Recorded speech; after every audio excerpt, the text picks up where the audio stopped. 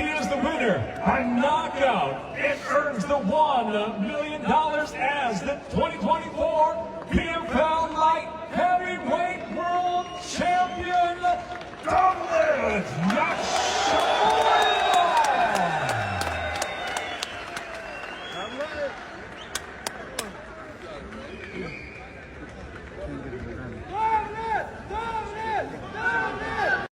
Ну чё, погнали? Анна!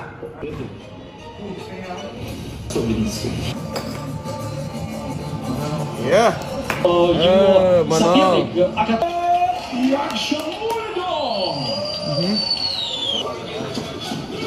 Ну, это уж ветераны. Видимо, да. О, какие удары, какие размены! Давай! Давай!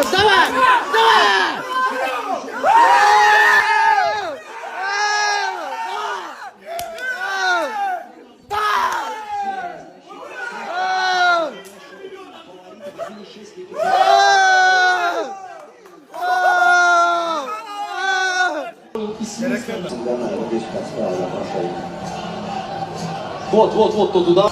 Douglas Yashamura. Давай! Анна!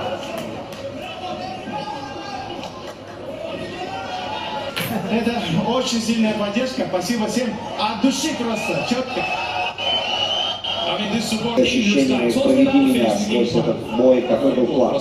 То, как закончил бой, потому что Импа очень опасный боец. Что происходило в этот момент? Я скажу вам так, Импа очень хороший боец, хороший. Ну, я сегодня стал лучше, благодаря Всевышнему. Аллаху Акбар.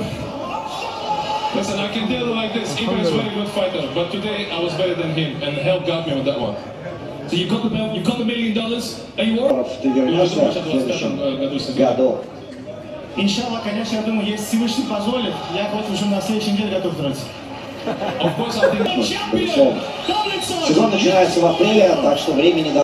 Присядь чуть-чуть, да, чтобы пояс было видно.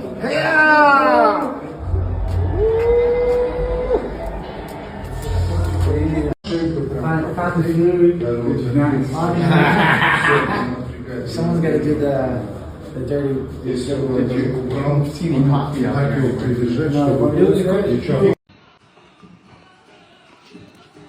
الخانم ما جا شهو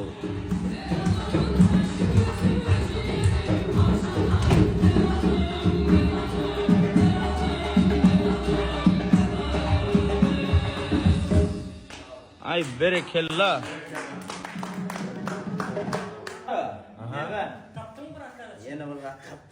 Yine Murat Kalsın tattın mı? Ya düğünümün var ya Nazırı tayyanı. Öyle birleştim ben.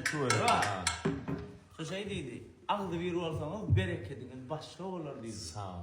Ağzı bir olur seni de. Dedim bakın iPhone'la geldik. Netivesin soğuğu doğrudan doğalmada kugan çok sağ ol. Ağam minnettar. Bizi saylayan için Bülül Hanım'ı dinlep hormat koyan için çok sağ ol. Katı beğendirdin. Spasiba.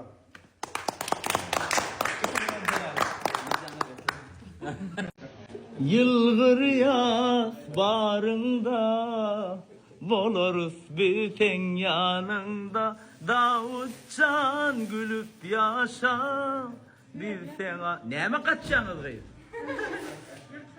akıl oğlum ben sen ne el görürsün belli.